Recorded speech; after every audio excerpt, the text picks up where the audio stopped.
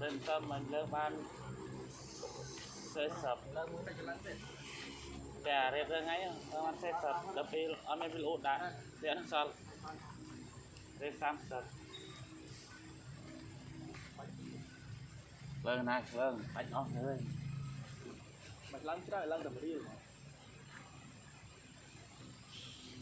tầm ngày 5 bị lụt ban hai điên lăn tầm đi nó chịu nó thọt cái thử anh đi vui đi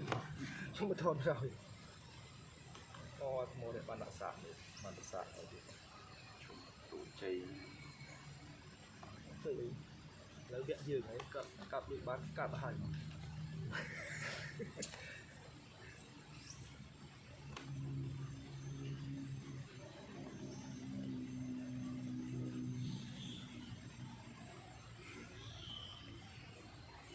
thấy cũng biết đắt ở cái lẽ đi có một anh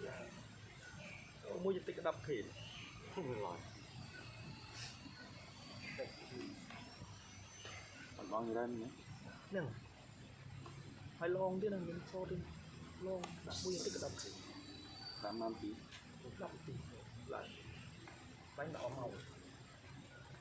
cái môn đơn lươn đậu hồng lấy được đi thì đã buông bay một đầu trong này mà được phát hành được phát hiện sau khép khát xin mấy phong tiền có thể mà bây giờ tập đây trong tập tinh thần thì cắt cho nó install ថ្មីទៅ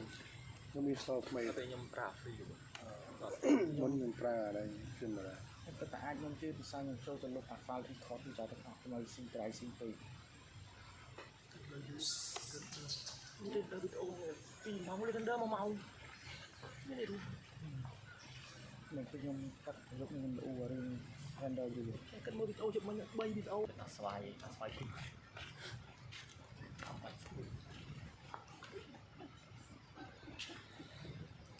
ngon đặt bài đây sẽ hot tập số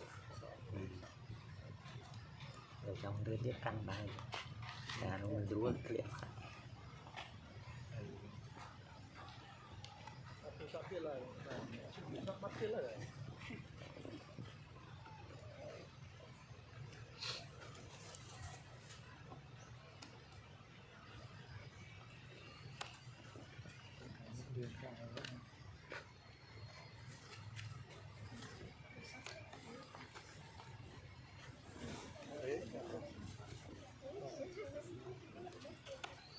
nhưng còn giờ đó là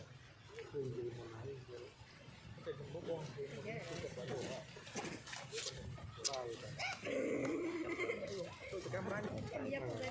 cọ cái group rồi mặc cái kia lên này lộn vào lưới đấy lọc cọ sẽ đấy phải được link theo trang đồ hàng cho các bạn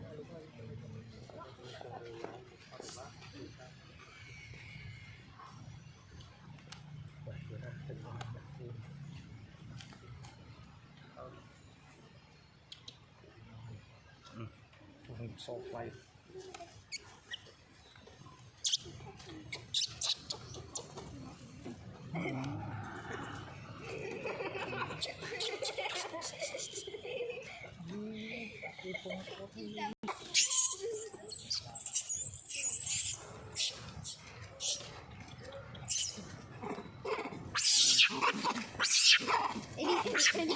Lève le bâton s'il te plaît. Mais lève pas.